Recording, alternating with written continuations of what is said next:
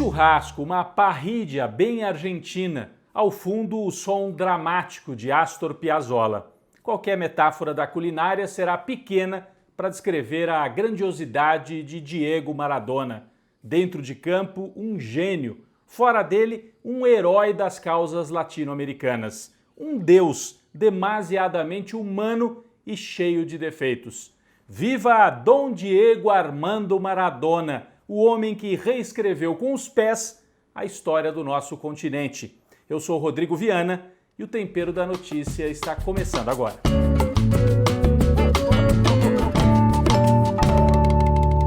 Bom, essa semana, quem gosta da América Latina, do nosso continente, da nossa cultura, quem gosta de futebol, levou um susto.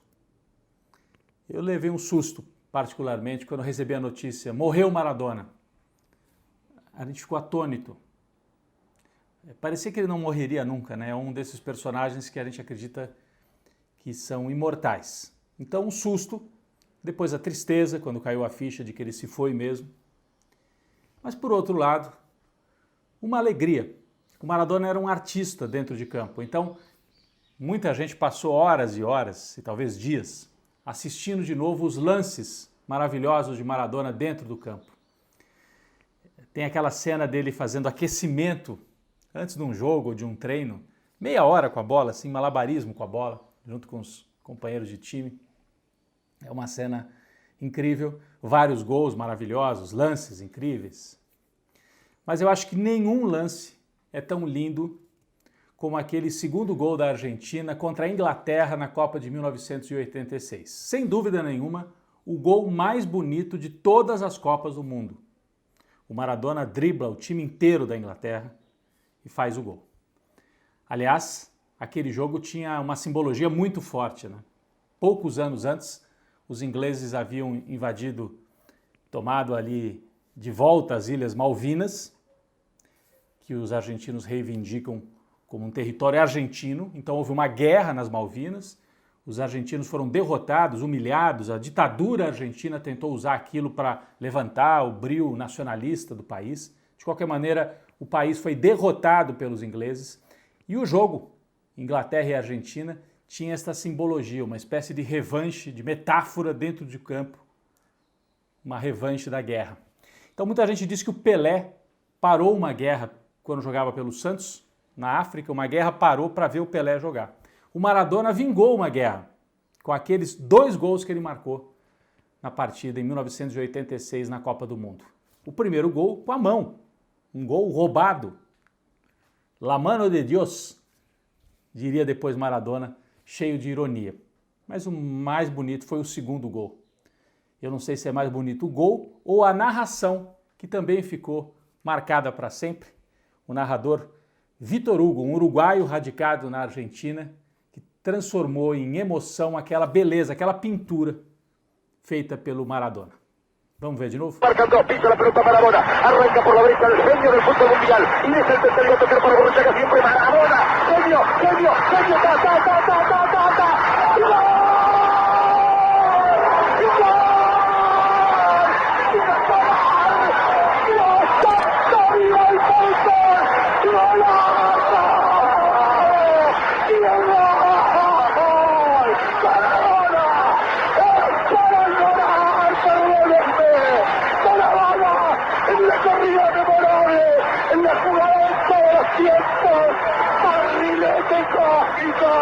¿Qué planeta viniste?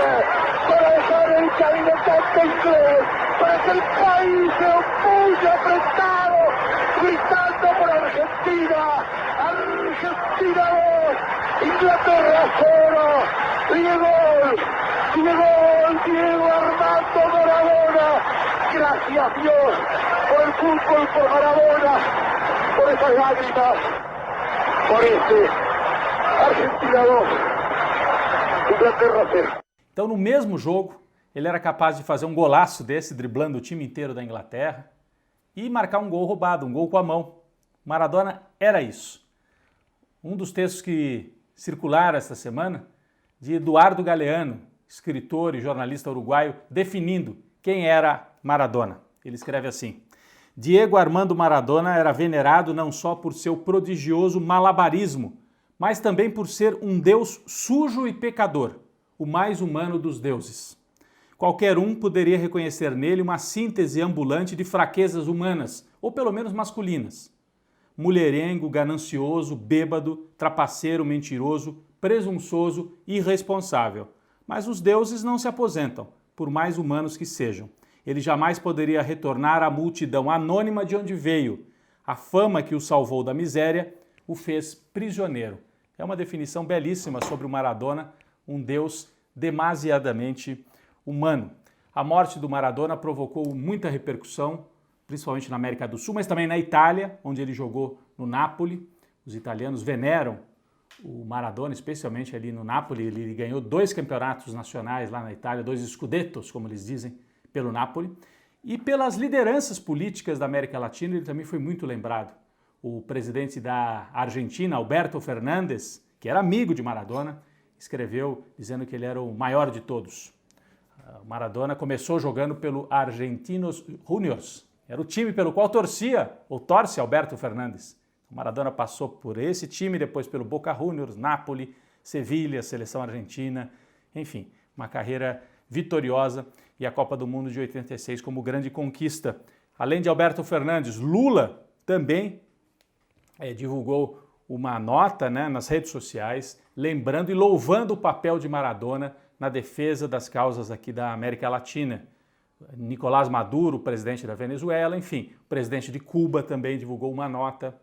Ele teve esse papel de articulador da esquerda latino-americana. Maradona trazia a tatuagem de Che Guevara no braço e o rosto de Fidel Castro tatuado numa das pernas. Aliás, uma das imagens que também circularam essa semana, Maradona ao lado de Fidel, mostrando a tatuagem na perna e o Fidel olhando assim espantado, vendo o rosto dele desenhado na perna do jogador.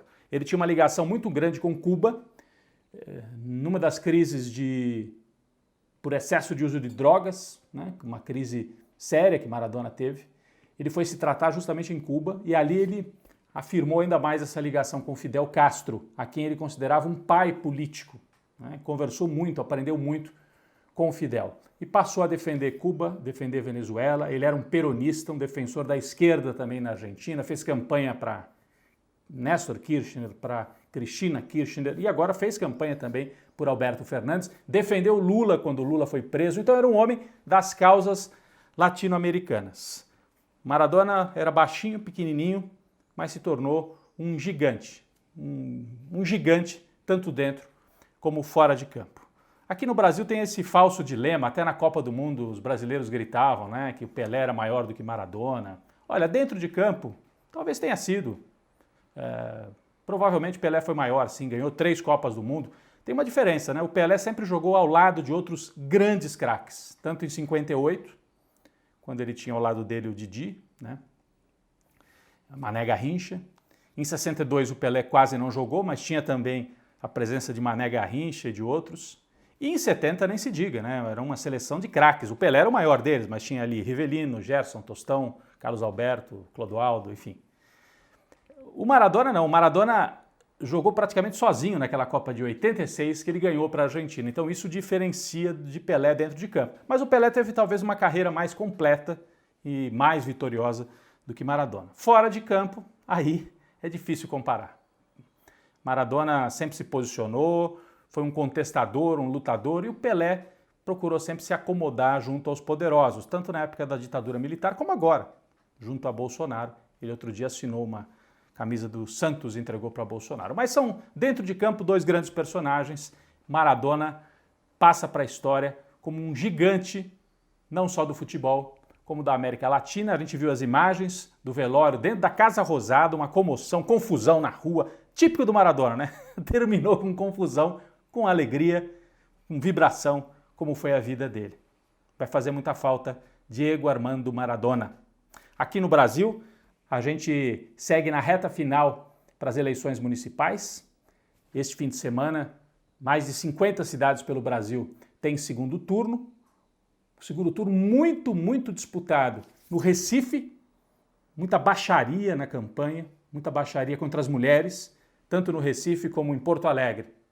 A Manuela, lá em Porto Alegre, e a Marília Reis, no Recife, vítimas de muita baixaria, machismo.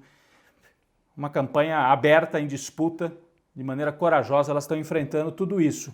Em São Paulo, Boulos surpreende e vai diminuindo a diferença para Bruno Covas. Não sabemos se será suficiente para passar.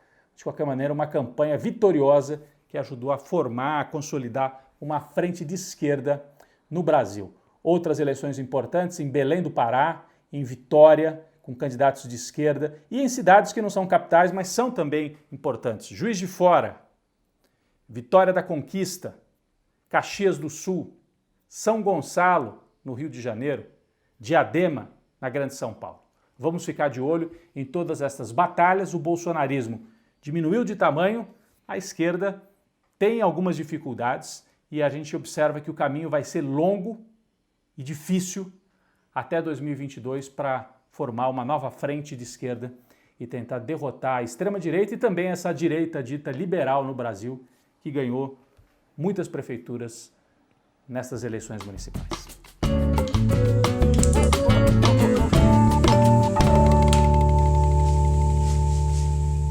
Quem foi para a panela de pressão esta semana foram os liberais daquele programa Manhattan Connection. Depois de mais de 20 anos na TV a cabo, nos canais pagos da Globo, o Manhattan Connection acabou na Globo. Eles foram demitidos da TV Globo. Quem são esses personagens? Eles são preconceituosos, elitistas. Bom, até o nome, né? Manhattan Connection. Eles acham que Nova York e Manhattan são o centro do universo.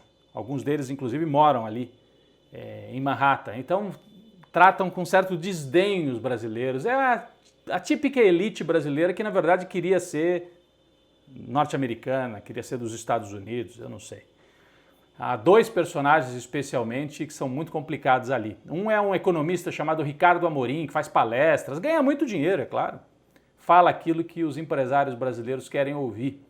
Olha só o que ele disse, Ricardo Amorim, logo depois da vitória do Bolsonaro, eufórico com a vitória do Bolsonaro em 2018. Então eles são liberais, mas gostam de um fascista, né? Ele disse assim: com o fim da incerteza eleitoral e a expectativa de que o novo governo adotará uma agenda liberal, diminuindo o peso do Estado, tudo isso vem gerando otimismo na classe empresarial. É provável que o crescimento do PIB chegue a 2,5% em 2019. Era a previsão dele. Deu tudo errado, né?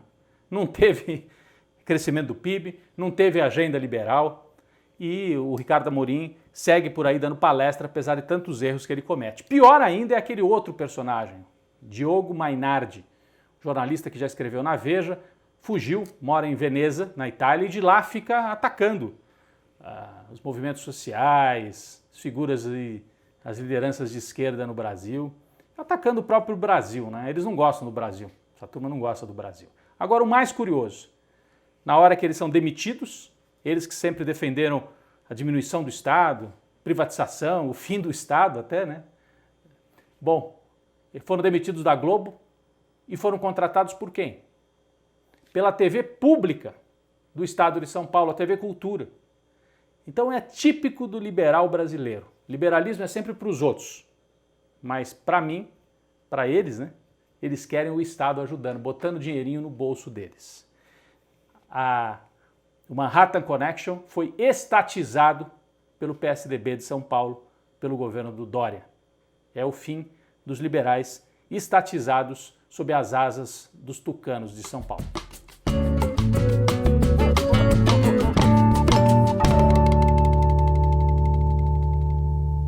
Bom, vamos encerrar o programa hoje com uma sobremesa que tem o sabor dos deliciosos doces nordestinos. Estou falando da obra de um grande brasileiro que faria 100 anos em 2020. Celso Furtado, economista, nascido em Pombal, na Paraíba, autor desse clássico aqui, Formação Econômica do Brasil, e de vários e vários outros livros importantes para a gente entender a história do Brasil e a história do desenvolvimento ou das dificuldades para se desenvolver o Brasil. Celso Furtado nasceu na Paraíba, um estudioso de economia, fez doutorado na França, mas sempre com profunda ligação com o Brasil, com a ideia de um projeto nacional brasileiro. Ele foi tanto um teórico, um intelectual, como um homem de Estado. Esteve ao lado de João Goulart, Jango, no governo que sofreu o golpe de 64, e a figura dele chamava muita atenção, porque ele pregava isso, a independência do Brasil, um projeto autônomo. Ele tinha sido da CEPAL, a famosa Comissão das Nações Unidas para o Desenvolvimento da América Latina, ao lado de vários outros economistas, que de várias formas diferentes, né? Havia várias linhas dentro da CEPAL, mas o principal, pensar um projeto de desenvolvimento autônomo para todos os países da América Latina, especialmente, no caso do Celso Furtado, aqui para o Brasil. Então ele esteve no governo João Goulart, depois foi exilado após o golpe de 64, voltou ao Brasil, foi ministro na redemocratização com o Sarney, ministro da Cultura, um personagem importantíssimo, 100 anos de Celso Furtado. Não é uma leitura tão leve assim para uma sobremesa, mas eu acho que vale a pena ler tanto esse livro aqui, que traz conceitos fundamentais para a gente compreender a história do Brasil desde a colônia. Quem preferir também pode ler a autobiografia de Celso Furtado, em vários volumes, talvez seja até uma leitura mais leve para uma sobremesa. De qualquer maneira, Celso Furtado, 100 anos, um grande pensador brasileiro.